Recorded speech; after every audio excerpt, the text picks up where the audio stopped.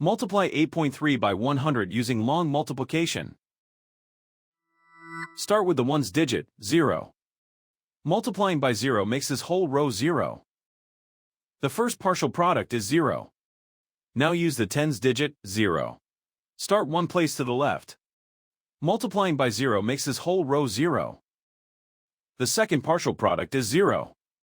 Now use the hundreds digit, 1. Start two places to the left. 1 times 3 is 3.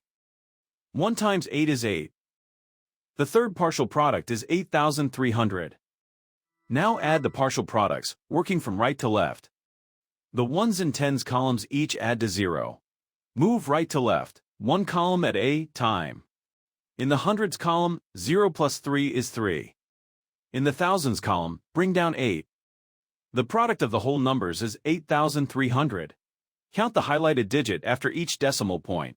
The factors have one decimal place altogether, so the product needs one decimal place. Place the decimal point one place from the right. 8,300 becomes 830.0. That is simply 830. So 8.3 times 100 is 830.